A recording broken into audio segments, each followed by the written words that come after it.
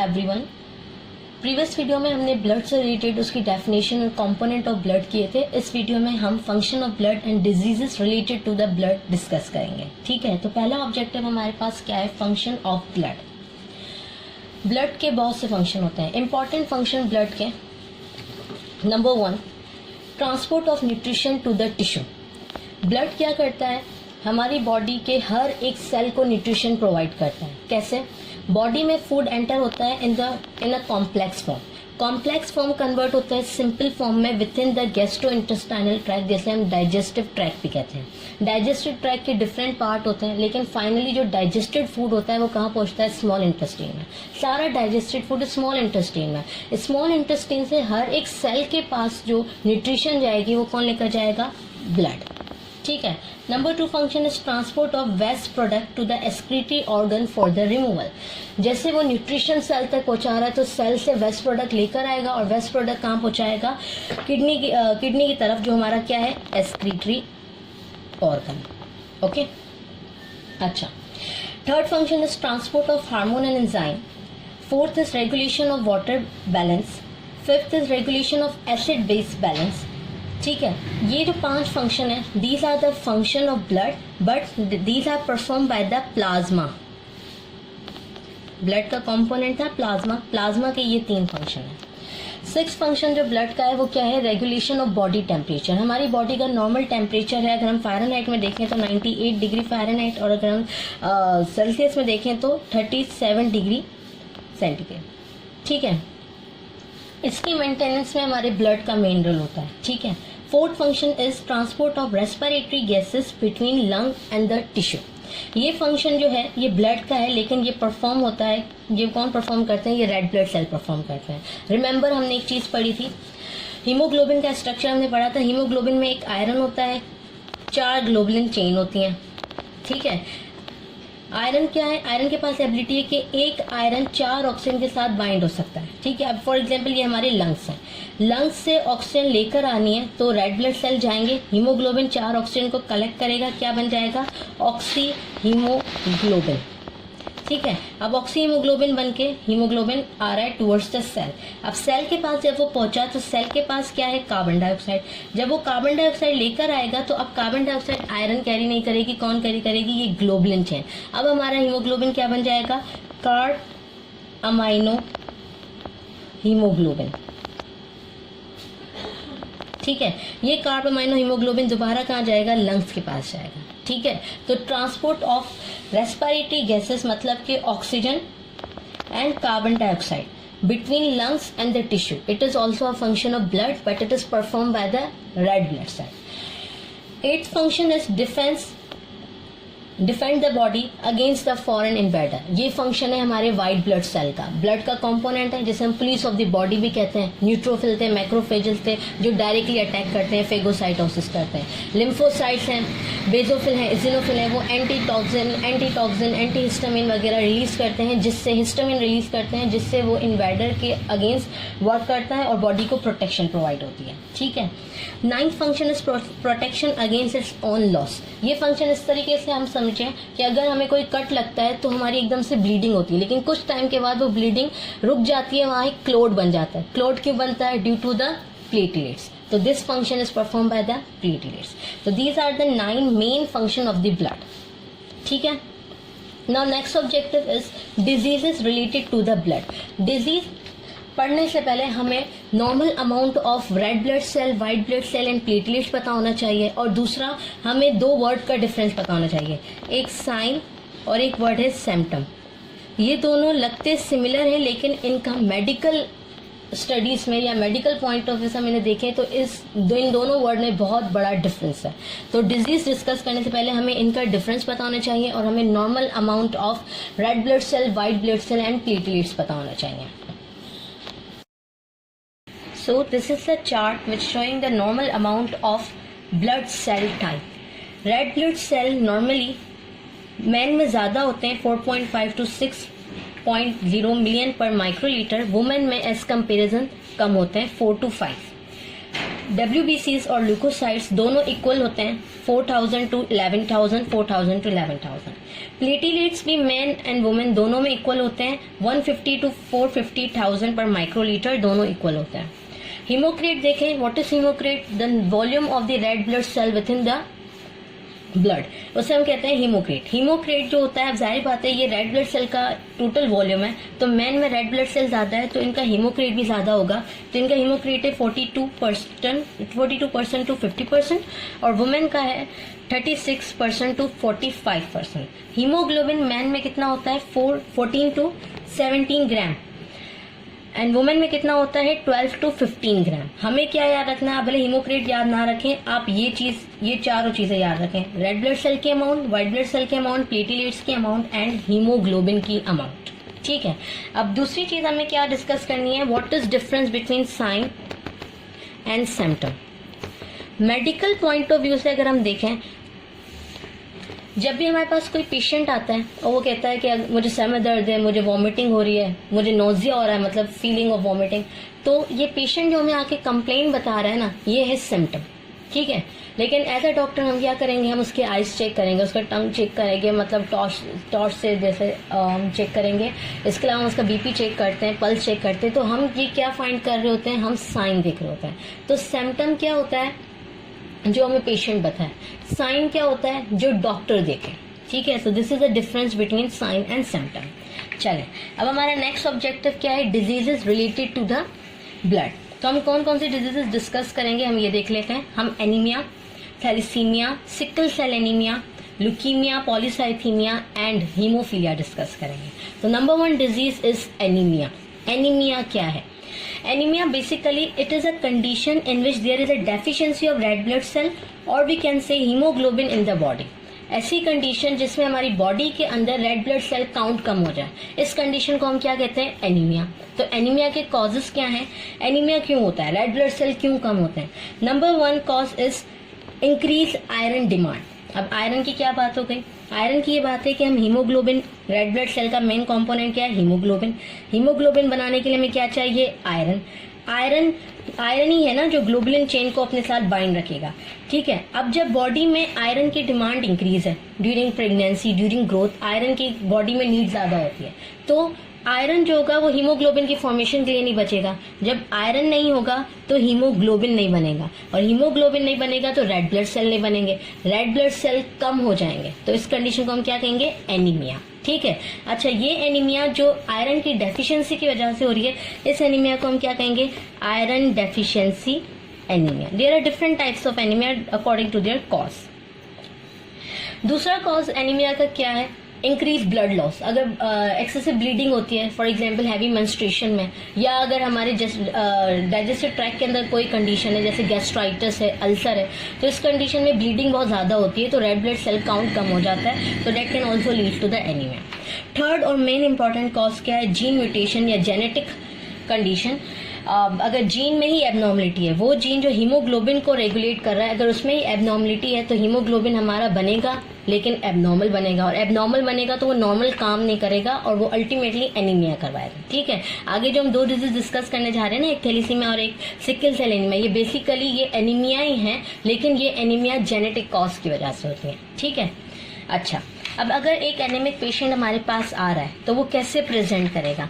Anaemic patient के ये कुछ सिम्टम्स होंगे: headache, insomnia, shortness of breath, fatigue, dizziness, difficulty in concentration, pale skin, main function and brittle nails.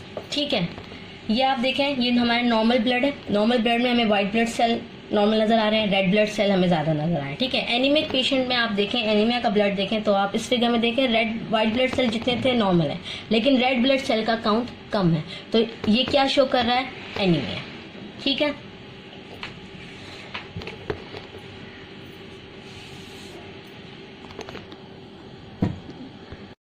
So next disease we have thalassaemia. Thalassaemia क्या है? It is a genetic defect. Basically ये disease gene में abnormality की वजह से होती है। किसके जीन में एबनॉर्मलिटी? हीमोग्लोबिन के जीन में एबनॉर्मलिटी की वजह से ये डिजीज होती है। जीन में कोई भी एबनॉर्मल चेंज आता है तो हम उसे क्या कहते हैं? म्यूटेशन। म्यूटेशन का मतलब क्या होता है? कोई abnormal change. So it is a genetic defect due to the mutation. और कौन सी म्यूटेशन? डिलीशन। म्यूटेशन आई जीन में, जीन एबनॉर्मली बिहेव कर रहा है, तो एबनॉर्मली बिहेव करने की वजह से क्या होगा? एबनॉर्मल ग्लोबुलिन चेन बन रही है। ठीक है, तो defect in synthesis of globulin chain of haemoglobin. Thalassaemia में क्या होता है? हीमोग्लोबिन के जो जीन होते हैं वो म्यूटेट हो जाते हैं। म्यूटेट होने की वजह से जो नॉर्मल ग्लोबुलिन चेन बननी चाहिए वो नहीं बनती, एबनॉर्मल ग्लोबुलिन चेन बनती है। एबनॉर्मल ग्लोबुलिन चेन बनेगी तो वो एबनॉर्मल हीमोग्लोबिन होगा और अपना नॉर्मल काम नहीं करेगा। ठीक है, अब देखते हैं हम इसको ज़रा ज़्यादा डिटेल में जाते हैं। अडल्ट हीमोग्लोबिन अगर हम देखें, हीमोग्लोबिन ए, तो उसका स्ट्रक्चर क्या होता है? तो उसका स्ट्रक्चर क्या होता है? हेटेरोटेट्रामर। हेटेरोटेट्रामर मतलब it consist of 4 polypeptide. Iron बीच में होगा, 4 ग्लोबुलिन चेन होगी, 2 alpha and 2 beta. 2 alpha type chain और 2 alpha type chain and 2 beta type chain. ठीक है, अगर म्यूटेशन हीमोग्लोबिन के बीटा टाइप पे आई है, बीटा टाइप वाले जीन पे आई है, तो ये वाली चेन नहीं बनेगी, तो ये वाली चेन ज़्यादा बनेगी। अगर म्यूटेशन अल्फा टाइप के जीन में आई है तो अल्फा चेन नहीं बनेगी, बीटा चेन ज़्यादा बनेगी। लेकिन ये जो चेन ज़्यादा बन रही हैं ये एबनॉर्मल है, अनस्टेबल है। ठीक है, ऐसे ज़रा रीड देखें। Reduce synthesis of one type of chain result in excess formation of other chain. ठीक है, free globulin chain form unstable tetramer. ये जो ग्लोबुलिन चेन एक्सेस में बन रही है ये जो है हमारा अनस्टेबल टेट्रामर बनाएंगे। ठीक है, being insoluble accumulate in the red blood cell forming precipitate. अब ये हीमोग्लोबिन एबनॉर्मल स्ट्रक्चर का, तो ये काम तो सही तरह नहीं करेगा बल्कि रेड ब्लड सेल में एक्यूमुलेट होता जाएगा। रेड ब्लड सेल एक्यूमुलेट होता जाएगा तो रेड ब्लड सेल को ये डैमेज करेगा। रेड ब्लड सेल की मेम्ब्रेन ब्रेक डाउन होगी, causing lysis and result in anaemia, क्योंकि रेड ब्लड सेल का काउंट कम हो जाएगा। इसको सम इस तरह करते हैं। थैलेसीमिया जीन के म्यूटेशन की वजह से होती है। किसके जीन की म्यूटेशन की वजह से? हीमोग्लोबिन का जीन जब म्यूटेट हो जाए तब थैलेसीमिया होती है। थैलेसीमिया में क्या होगा? अगर अल्फा टाइप की जीन म्यूटेट हुई तो अल्फा चेन नहीं बनेगी लेकिन बीटा चेन ज़्यादा बनेगी। अगर बीटा टाइप के जीन में म्यूटेशन आई तो बीटा चेन नहीं बनेगी लेकिन अल्फा टाइप ज़्यादा बनेगी। अब ये अल्फा बने या बीटा बने एक्सेस में, लेकिन ये है तो एबनॉर्मल, अनस्टेबल, तो ये रेड ब्लड सेल में ही ये एक्यूमुलेट होते जाएंगे और रेड ब्लड सेल को डैमेज कर देंगे और रेड ब्लड सेल रैप्चर हो जाएगा, ब्रेक डाउन हो जाएगा और इस वजह से क्या होगा? एनीमिया। ठीक है, अब 2 टाइप की चेन है तो 2 टाइप के जीन्स होंगे। अगर अल्फा टाइप की जीन म्यूटेटेड है तो हम इसे कहेंगे अल्फा थैलेसीमिया, और अगर बीटा टाइप की चेन म्यूटेटेड है तो हम इसे क्या कहेंगे? Beta thalassaemia. There are 2 types of thalassemia, alpha thalassemia and beta thalassemia. Alpha thalassemia क्या है? Occur due to defect in synthesis of alpha globulin, क्योंकि जो अल्फा ग्लोबुलिन का जीन है वो ही म्यूटेटेड है तो अल्फा जीन नहीं बनेगी। ठीक है, अब अल्फा ग्लोबुलिन जो चेन जो है उनको कंट्रोल करते हैं 2 gene, control by 2 genes HBA1 and HBA2 which are present on chromosome number 6। अब 2 जीन है तो इनके एलील कितने होंगे? 4। सिंपल है, अल्फा ग्लोबुलिन चेन के जीन म्यूटेटेड है तभी अल्फा थैलेसीमिया हो रही है।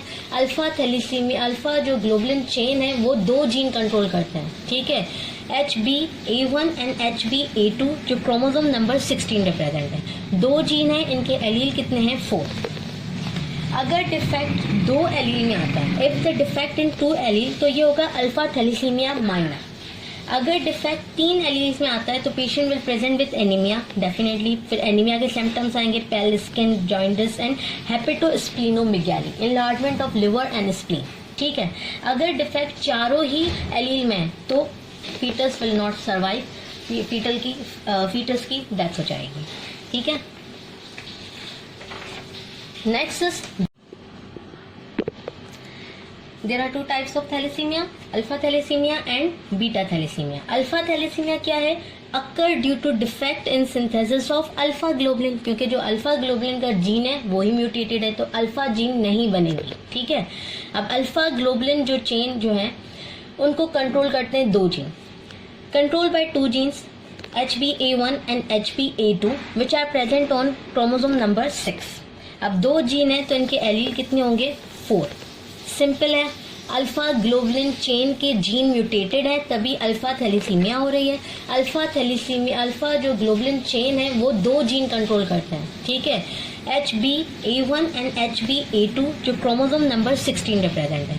2 जीन है, इनके एलील कितने हैं? 4।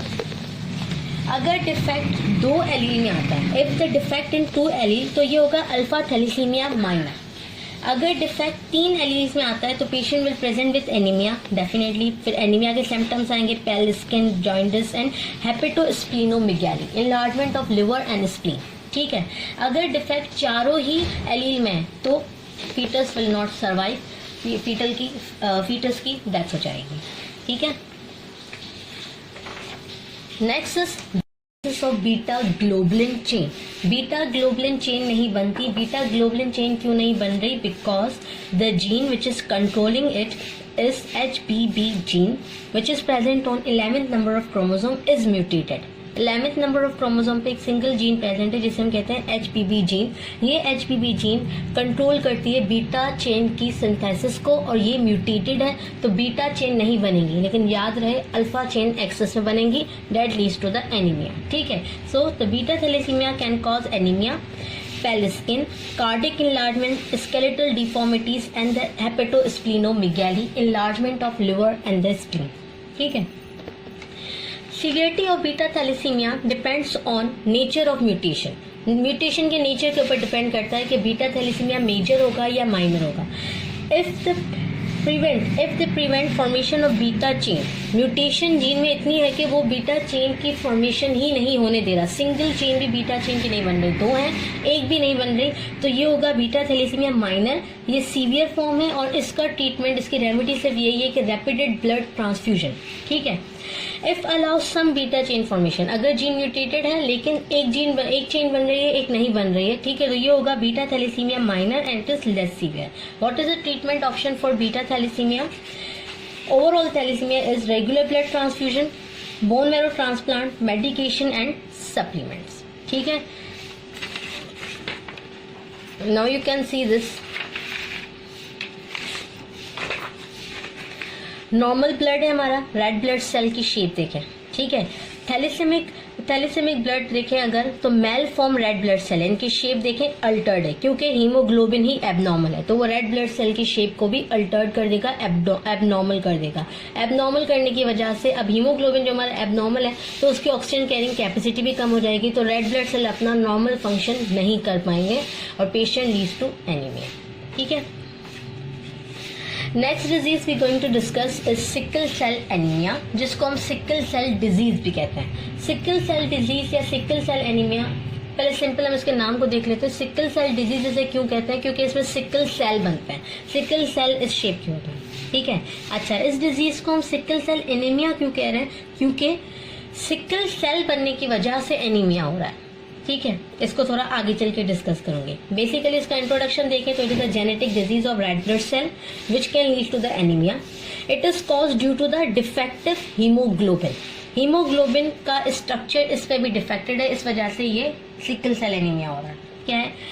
अडल्ट हीमोग्लोबिन का स्ट्रक्चर नॉर्मल क्या है? 2 अल्फा चेन 2 बीटा चेन, ठीक है। अगर बीटा चेन में म्यूटेशन आ गई, बीटा चेन की एक ही जीन थी HBB जीन, अगर उसमें म्यूटेशन आ गई, म्यूटेशन आने की वजह से वो एबनॉर्मल बना, एबनॉर्मल बनने की वजह से that can leads to the sickle cell disease और sickle cell anaemia. It is an autosomal recessive disease. अगर दोनों जीन म्यूटेटेड हैं, दोनों चेन की जीन म्यूटेटेड है तो सिकल सेल डिजीज होगी। अगर एक चेन का जीन म्यूटेटेड है और एक चेन का जीन नॉर्मल है तो पर्सन को खुद डिजीज नहीं होगी, लेकिन वो कैरियर होगा। उसे हम सिंगल ट्रेड भी कह सकते हैं और सिकल ट्रेड भी कह सकते हैं और सिकल सेल कैरियर भी कह सकते हैं, ठीक है। अब इसमें एबनॉर्मलिटी बेसिकली होती क्या है? HBB जीन के अंदर म्यूटेशन आई, म्यूटेशन आने की वजह से अब नॉर्मल क्या होता है? प्रोलीन, ग्लूटामिक एसिड, ये ग्लोबुलिन चेन, बीटा ग्लोबुलिन का स्ट्रक्चर होता है। लेकिन म्यूटेशन HBB में आने की वजह से ग्लूटामिक एसिड की जगह पे क्या आ जाता है? विलाइन, और विलाइन की वजह से हीमोग्लोबिन का स्ट्रक्चर हो जाता है चेंज, म्यूटेटेड हो जाता है, एबनॉर्मल हो जाता है, ठीक है। तो ये देखें iron alpha chain, beta chain है, लेकिन दीज आर म्यूटेटेड क्योंकि यहाँ पे ग्लूटामिक एसिड की जगह पे क्या आ गया है? विलाइन, ठीक है। तो हीमोग्लोबिन जब एबनॉर्मल हो गया, अब इस हीमोग्लोबिन को हम क्या कहेंगे, सिकल हीमोग्लोबिन। इसकी ऑक्सीजन कैरिंग कैपेसिटी भी डिक्रीज हो जाएगी, ठीक है। अब सिकल हीमोग्लोबिन क्या होगा, ये हीमोग्लोबिन थोड़ा इस तरह का स्ट्रक्चर का होगा, एबनॉर्मल होगा, तो ये रेड ब्लड सेल में एक्यूमुलेट होना स्टार्ट हो जाएगा और रेड ब्लड सेल की शेप को अल्टर करेगा, जिससे हम क्या कहते हैं, सिकलिंग। सिकलिंग होने की वजह से रेड ब्लड सेल की मेम्ब्रेन अब वीकन होना स्टार्ट हो जाएगी और डिस्ट्रॉय हो जाएगी। फॉर एग्जाम्पल ये हमारे रेड ब्लड सेल है, ये हमारे ब्लड वेसल है, ये हमारे रेड ब्लड सेल है। रेड ब्लड सेल पहले बने सिकल शेप के, सिकल शेप के बनने की वजह से एक तो सबसे पहले ये ऑब्स्ट्रक्शन करेंगे। अगर स्मॉल ब्लड वेसल है तो ये सिकल सेल तो यहाँ पे ब्लॉक कर देगा रास्ता, तो आगे ऑर्गन के पास तो ब्लड जाएगा ही नहीं, ठीक है। सिकलिंग होने की वजह से क्या हुआ, मेम्ब्रेन रैप्चर होगी, मेम्ब्रेन रैप्चर हुई तो क्या होगा, premature destruction leads to the intravascular hemolysis। Red blood cell within the blood vessel ही डिस्ट्रॉय हो जाएंगे और रेड ब्लड सेल का काउंट कम हो जाएगा, तो क्या हो जाएगा, एनीमिया। सिंपल ये है, सिकल सेल एनीमिया में HBB जीन की म्यूटेशन की वजह से रेड ब्लड सेल का एबनॉर्मल हीमोग्लोबिन बनता है, हीमोग्लोबिन प्रेसिपिटेट करता है, रेड ब्लड सेल का स्ट्रक्चर सिकल शेप बन जाता है। सिकल शेप जो होता है, अगर टिनी ब्लड वेसल्स हैं तो उसमें ये ब्लॉक कर देगा, उसको ब्लॉक कर देगा और उसकी वजह से जिस ऑर्गन के पास वो ब्लड वेसल जा रही होगी उसके पास सप्लाई नहीं जाएगी, न्यूट्रिशन नहीं जाएगी, उसका वेस्ट प्रोडक्ट एक्सक्रीटरी ऑर्गन तक नहीं आएगा, ठीक है।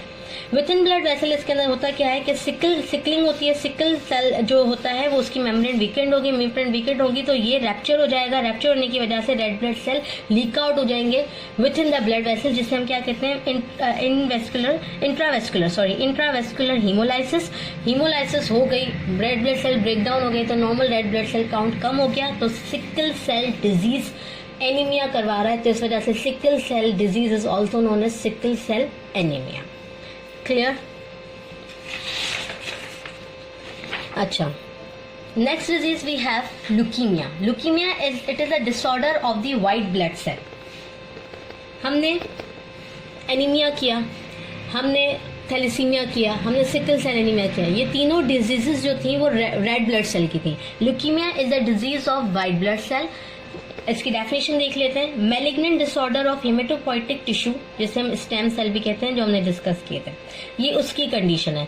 स्टेम सेल जो बोन में प्रेजेंट है उनकी एबनॉर्मल डेवलपमेंट की वजह से ल्यूकीमिया होता है, associated with increase number of leukocyte in the blood. जो स्टेम सेल्स हैं जो व्हाइट ब्लड सेल बनाएंगे, उन स्टेम सेल की एबनॉर्मल डेवलपमेंट होती है, एबनॉर्मल डिवीजन होती है, तो इस वजह से वो व्हाइट ब्लड सेल वो बहुत ज्यादा बना देते हैं ब्लड के अंदर, लेकिन वो व्हाइट ब्लड सेल जो ज्यादा बन रहे हैं वो किसी काम के नहीं है, क्योंकि वो एबनॉर्मल व्हाइट ब्लड सेल है। व्हाइट ब्लड सेल का नॉर्मल काम क्या होता है, बॉडी को डिफेंस देना, इन्फेक्शन से बचाना, माइक्रो ऑर्गेनिज्म से बचाना। व्हाइट ब्लड सेल ये सारा काम नहीं करेंगे, क्योंकि अभी जो हमारे पास एक्सेस में व्हाइट ब्लड सेल बन रहे हैं वो सारे functionless white blood cell है, ठीक है। They obstruct the normal blood cell formation in the bone marrow. जाहिर बात है, बोन मैरो में जब व्हाइट ब्लड सेल बन रहे हैं, ज्यादा डिवीजन हो रहे हैं, तो रेड ब्लड सेल की बनने की जगह ही नहीं बचेगी, तो ये रेड ब्लड सेल और प्लेटलेट्स की ग्रोथ को इनहिबिट कर देते हैं। सिर्फ बोन मैरो में ज्यादा हमें क्या मिलता है, व्हाइट ब्लड सेल। कॉज क्या है, ल्यूकीमिया क्यों होता है? ल्यूकीमिया का ज्यादातर कॉज अननोन है, तो इडियोपैथिक, लेकिन कुछ फैक्टर्स हैं जो ल्यूकीमिया करवा सकते हैं। तो उसमें नंबर 1 है cytotoxic drug, ionisation, radiation, retrovirus and genetic defect. Death usually leukaemia में किस रीजन की वजह से होती है? ड्यू टू हेमरेज और due to infection, because white blood cell इतने स्ट्रांग नहीं है कि वो इन्फेक्शन को कम्पीट कर सकें या हमें प्रोटेक्शन दे सकें, ठीक है। अच्छा, ये एक टर्म है। ल्यूकीमिक पेशेंट जो हमें किस तरह प्रेजेंट करेंगे? They will present with fever, fatigue, unexplained weight loss, nausea, skin rash. Unexplained weight loss is a sign of malignant condition, cancer, ठीक है, क्योंकि leukaemia is a cancer of white blood cell, ठीक है।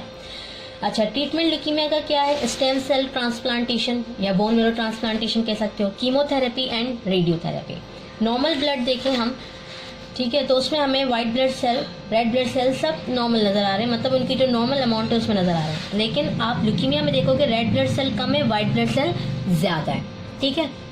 अच्छा, leukaemia के बाद हमारे पास एक और कंडीशन है जिसे हम क्या कहते हैं, पॉलीसाइथीमिया, जो बेसिकली रेड ब्लड सेल की कंडीशन है।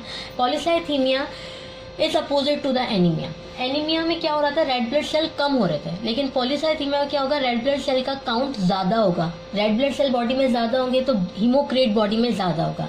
सो it is a condition which haematocrit और haemoglobin are elevated in the peripheral blood. ज्यादातर पॉलीसाइथीमिया हाई एल्टीट्यूड एरिया पे होता है। क्यों? क्योंकि हाई एल्टीट्यूड एरिया पे ऑक्सीजन की लेवल कम होती है, तो बॉडी कंपनसेट करने के लिए हीमोग्लोबिन और we can say red blood cell ज़्यादा बनाती है, ताकि बॉडी खुद को उस कंडीशन में मेंटेन कर सके। लास्ट डिजीज जो हमारे पास रहती है दैट इज हीमोफीलिया।